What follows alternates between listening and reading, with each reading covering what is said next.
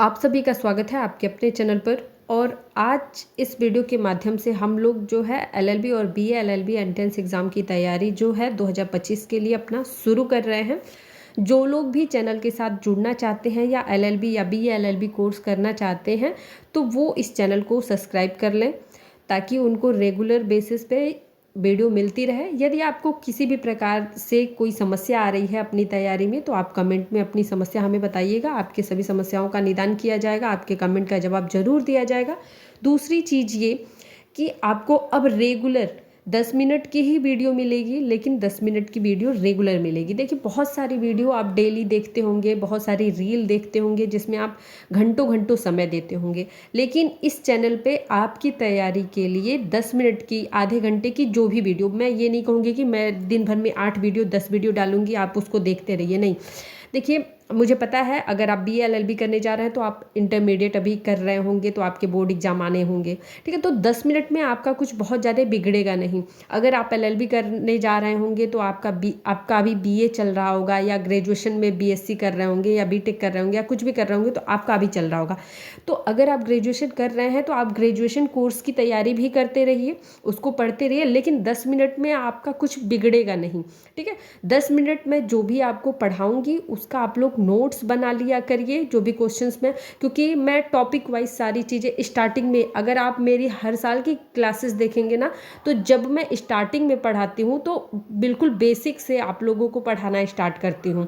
और जब एग्ज़ाम का टाइम आता है ना तो चूँकि जो मेन पॉइंट होते हैं मैं बस वही पढ़ा पाती हूँ, क्योंकि समय कम होता है और प्रेशर ज़्यादा हो जाता है कि पढ़ाइए, ये पढ़ाइए, वो पढ़ाइए, तो फिर मुझे स्टूडेंट्स के हिसाब से चलना पड़ता है।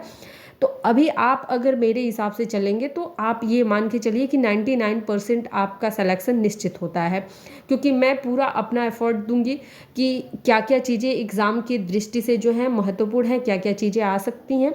तो आप उन सभी चीज़ों को जब पढ़ेंगे तो कहीं से आपका कुछ भी मिस आउट नहीं होगा, और जब कुछ भी मिस आउट नहीं होगा तो आप अच्छे से पेपर को समझ पाएंगे और उसको हल कर पाएंगे। तो जो भी आपकी समस्या हो इस वीडियो के कमेंट में आप सभी ज़रूर बताइएगा। और सिलेबस जो पुराना था वही सिलेबस इस बार भी रहने वाला है, सिलेबस में कोई चेंजेस नहीं आने वाले हैं। तो आप सभी लोग अपनी तैयारी पे फोकस करिए। और तैयारी बेहतरीन करने के लिए लीगल पैटर्न में सबसे जो ज़रूरी होता है वो आपको कॉन्स्टिट्यूशन समझना सबसे ज़रूरी होता है, यानी कि हमारा जो अपना भारतीय संविधान है उसको हम जान लें। तो अभी मैं भारतीय संविधान के कुछ महत्वपूर्ण प्रश्न जो है इस वीडियो में कराऊंगी, जो कि भारतीय संविधान की पृष्ठभूमि से रिलेटेड होंगे कि भारतीय संविधान आखिर डेवलप कैसे हुआ, किस प्रकार से मतलब कि भारतीय संविधान बनने की नींव पड़ी। तो इन्हीं सभी टॉपिक से जो है इसी से बेसिक से ही क्वेश्चंस हैं। तो आप इन क्वेश्चंस को देखिए, इनका आंसर देखिए और समझिए, और आज से ही नोट्स बनाना स्टार्ट करिए, ठीक। सभी लोग जुड़ जाइएगा। वीडियो पसंद आए तो वीडियो को लाइक जरूर करिएगा और शेयर भी कर दीजिएगा। चलिए, आज का हम पहला प्रश्न देखेंगे। पहला प्रश्न है, निम्नलिखित में से किस अधिनियम में कलकत्ता में सर्वोच्च न्यायालय की स्थापना का प्रावधान किया गया। देखिए, इस प्रश्न के माध्यम से हम 3 प्रश्नों को आसानी से समझ सकते हैं। पहला क्वेश्चन, जैसा कि क्वेश्चन सीधे सीधे आपसे पूछ रहा है कि किस अधिनियम के द्वारा कलकत्ता में सर्वोच्च न्यायालय की स्थापना का प्रावधान किया गया, तो इससे ये हुआ कि सर्वोच्च न्यायालय की स्थापना जो है कहाँ पे की गई, कलकत्ता में की गई। एक तो अगर आप डायरेक्ट आपसे क्वेश्चन पूछे कि सर्वोच्च न्यायालय की स्थापना जो है सबसे पहले कहाँ पे की गई थी, तो कलकत्ता में की गई थी, ठीक। एक क्वेश्चन आपको ये मिला, क्वेश्चन में ही आंसर छुपा है जिसका, ठीक। दूसरा ये कि सर्वोच्च न्यायालय की स्थापना कलकत्ता में कब की गई थी, तो की गई थी आपकी 1773 के रेगुलेटिंग एक्ट के थ्रू की गई थी, ये पूछ रहा है, ठीक है। तो मतलब रेगुलेटिंग एक्ट के थ्रू 1773 का जो रेगुलेटिंग एक्ट था इसके थ्रू की गई थी, लेकिन हुआ कब था, ये हुआ था आपका 1774 में। ध्यान रखिएगा, यहाँ से आपको कंफ्यूज नहीं होना है। अगर पूछे कि सर्वोच्च न्यायालय की स्थापना कहाँ हुई थी, कलकत्ता में हुई थी, कब हुई थी, तो 1774 में हुई थी। कब हुई थी, 1774 में हुई थी। किस एक्ट के थ्रू हुई थी, ठीक है, किस कानून के द्वारा हुई थी, किस एक्ट के द्वारा हुई थी, तो रेगुलेटिंग एक्ट 1773 के माध्यम से हुई थी। अब यहाँ से क्वेश्चन बनता है कि जब सर्वोच्च न्यायालय की स्थापना हुई तो इसके जो मुख्य न्यायाधीश थे, पहले मुख्य न्यायाधीश थे, वो कौन थे, तो इसके प्रथम जो मुख्य न्यायाधीश थे वो एलिजा इम्पे थे। कौन थे, एलिजा इम्पे। इस नाम को भी आप लोग नोट कर लीजिएगा। तो इस प्रकार से आप देख सकते हैं इस टॉपिक से ही एक क्वेश्चन से आपके 4 क्वेश्चंस मिल गए कि मुख्य न्यायाधीश कौन थे, स्थापना स्थापना कब हुई थी, किस एक्ट के थ्रू हुई थी और कहाँ पर हुई थी। अगला क्वेश्चन हम देखेंगे। अगला जो हमारा क्वेश्चन है सर्वोच्च न्यायालय की स्थापना के संबंध में निम्नलिखित में से कौन सा कथन सही है। अब हमको बताना है कि कौन सा कथन सही है। सर्वोच्च न्यायालय कलकत्ता में सर्वोच्च न्यायालय की स्थापना 1773 के रेगुलेटिंग एक्ट के द्वारा की गई थी, बिल्कुल सत्य है। कथन एक जो है हमारा ये बिल्कुल सत्य है, ठीक है। अब दूसरा कथन देखते हैं। दूसरा कथन कह रहा है कि लेमेस्टर इस न्यायालय के मुख्य न्यायाधीश थे। नहीं, दूसरा कथन हमारा क्या है, पूर्णतः गलत है, क्योंकि लेमेस्टर नहीं, एलिजा इम्पे जो थे ये कलकत्ता सर्वोच्च न्यायालय के प्रथम मुख्य न्यायाधीश थे। तो इस प्रकार से हमारा केवल विकल्प एक जो हो जाएगा सही हो जाएगा, केवल एक जिसमें है वही हमारा सही आंसर ऑप्शन ए हो जाएगा। ठीक, आगे बढ़ेंगे, अगला क्वेश्चन देखेंगे। अगला हमारा क्वेश्चन है, किस अधिनियम के द्वारा ब्रिटिश संसद ने चाय और चीनी के साथ व्यापार को छोड़कर ईस्ट इंडिया कंपनी के भारत के साथ व्यापारिक एकाधिकार को समाप्त कर दिया। यानी कि क्वेश्चन पूछ रहा है किस अधिनियम के द्वारा ब्रिटिश ईस्ट इंडिया कंपनी के एकाधिकार को भारत में समाप्त कर दिया गया था। ये सीधे सीधे आपसे क्वेश्चन पूछा जा रहा है, ठीक है। तो इस प्रश्न का जो सही आंसर हो जाएगा ऑप्शन ए। 1813 के चार्टर अधिनियम के अंतर्गत ब्रिटिश संसद ने चाय और चीनी के साथ व्यापार को छोड़कर ईस्ट इंडिया कंपनी के भारत के साथ व्यापारिक एकाधिकार को समाप्त कर दिया। इंपॉर्टेंट क्वेश्चन है, इसको ध्यान में रखिएगा। इस क्वेश्चन को सीधे तौर पे भी पूछ सकता है कि ब्रिटिश संसद के किस अधिनियम ने भारत में व्यापार पर ईस्ट इंडिया कंपनी के एकाधिकार को समाप्त कर दिया, ठीक है। ब्रिटिश संसद के किस अधिनियम ने, क्योंकि ये जो भी आपके चार्टर एक्ट थे, अधिनियम बनते थे, ये कौन पारित करता था, ये ब्रिटिश संसद पारित करती थी, ठीक है।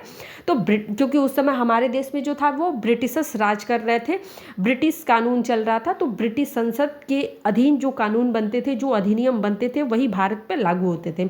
तो भारत पे किसका शासन होगा, कि इंग्लैंड के क्राउन का शासन होगा कि ब्रिटिश के संसद का शासन होगा, ये वही डिसाइड करते थे, ठीक है। तो यहाँ पे अगर क्वेश्चन आपसे डायरेक्ट पूछे कि ब्रिटिश संसद के किस अधिनियम ने भारत में जो है व्यापार पर ईस्ट इंडिया कंपनी के एकाधिकार को समाप्त किया था। देखिए पहले क्या हुआ था कि कंपनी का शासन था, फिर वहाँ के मुकुट का शासन हुआ, यानी कि वहाँ के राजा का शासन हुआ।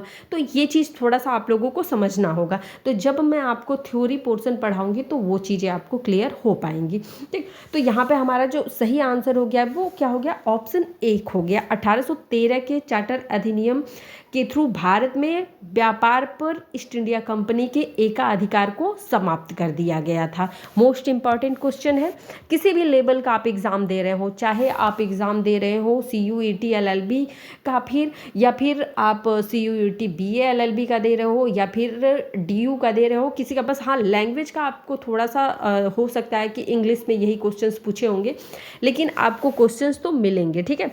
अगला हमारा क्वेश्चन है, किस अधिनियम ने भारतवासियों को अपने देश के प्रशासन में कुछ हिस्सा लेना संभव बनाया था, ठीक है। तो इस प्रश्न का जो सही आंसर हो जाएगा चार्टर एक्ट 1833 की जो सबसे महत्वपूर्ण धारा थी 87 जो धारा थी, उसके अंतर्गत क्या किया गया था, भारतवासियों को प्रशासन में कुछ हिस्सा लेना जो है ये क्या किया गया था, संभव बनाया गया था। तो इस प्रकार से इस प्रश्न का जो सही आंसर हो जाएगा चार्टर एक्ट 1833 हो जाएगा। ऑप्शन ए इस प्रश्न का सही आंसर हो जाएगा।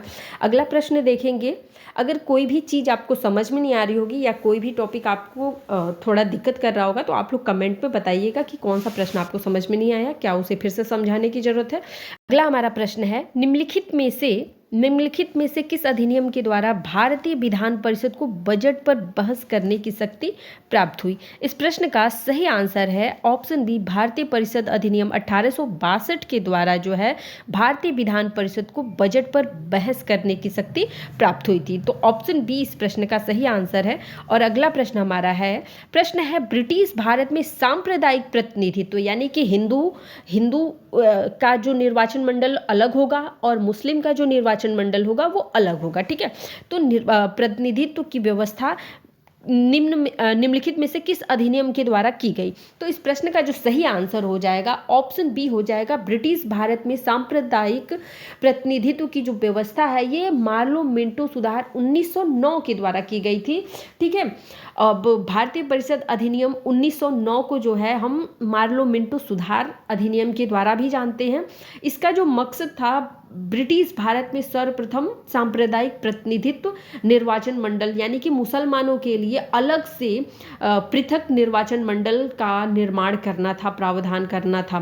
ठीक है, तो इस तरीके से जो है एक तरीके से हम कह सकते हैं कि ब्रिटिश हमारे देश में हिंदू मुसलमान का खेल खेल करके क्या किए, फूट डालने का भी काम किए कि मुस्लिमों के लिए अलग से जो है मतलब कि उनके लिए अलग से निर्वाचन मंडल होना चाहिए। ठीक, अगला जो हमारा प्रश्न है, 1909 का अधिनियम संबंधित था। 1909 का जो अधिनियम था ये किससे संबंधित था? तो ये था आपका पृथक मता क्षेत्र अधिकार से, जिसे हम मार्लो मिंटो सुधार के नाम से भी जानते हैं। 1909 का जो चार्टर एक्ट था, जो अधिनियम था, भारत परिषद अधिनियम था, ये किस नाम से जाना जाता था? मार्लो मिंटो सुधार के नाम से जाना जाता है। अक्सर एग्जाम में ये पूछ भी लिया जाता है। और ये संबंधित किससे है?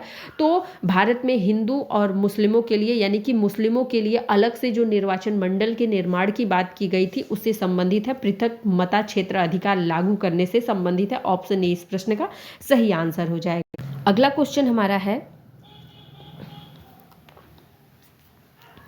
तो अगला क्वेश्चन हमारा है, निम्नलिखित में से किस अधिनियम द्वारा भारत में संघीय न्यायपालिका की स्थापना की गई थी? इस प्रश्न का सही आंसर हो जाएगा ऑप्शन डी, उपयुक्त में कोई नहीं, क्योंकि भारत में संघीय न्यायपालिका की स्थापना जो है ये 1937 में की गई थी। कब की गई थी? 1937 में की गई थी।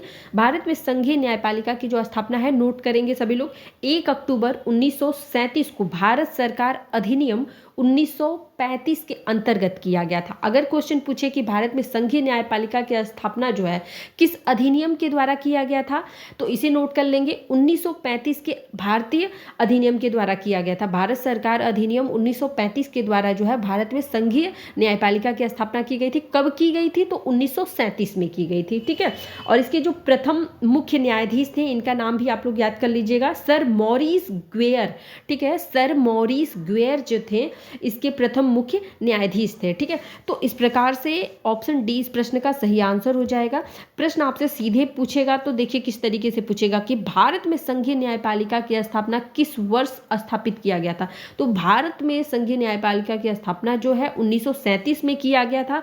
किसके थ्रू किया गया था? तो भारत सरकार अधिनियम 1935 के द्वारा किया गया था। इस प्रश्न का सही आंसर ऑप्शन बी है। ठीक है, तो इस प्रकार से अगला जो हमारा प्रश्न है, अगला प्रश्न हम लोग देख लेते हैं, निम्नलिखित में से किस अधिनियम के द्वारा केंद्र में द्वैध शासन प्रणाली की स्थापना की गई थी? तो केंद्र में द्वैध शासन प्रणाली जो अपनाई गई थी ये भारत सरकार अधिनियम 1935 में अपनाई गई थी। तो ऑप्शन ए इस प्रश्न का सही आंसर हो जाएगा। और इसी के साथ आज का ये सेशन हम समाप्त करना चाहेंगे। आई होप आप सभी ने मेरी बात को अच्छी से समझा होगा कि मैं आप लोगों को क्या समझाना चाह रही थी। इस वीडियो को आप लोग अधिक से अधिक शेयर करिएगा ताकि अधिक से अधिक स्टूडेंट तक पहुँच पाए और अधिक से अधिक लोग इसका लाभ ले सकें। देखिए, मेरे चैनल पर जो भी वीडियो आएंगी वो आपको फ्री ऑफ कॉस्ट, मैं कोई भी कोर्स लॉन्च करने वाली नहीं हूँ, कोई भी कोर्स या कोई पेड कोर्स नहीं लाऊंगी, तो आपको फ्री ऑफ कॉस्ट पढ़ाऊंगी।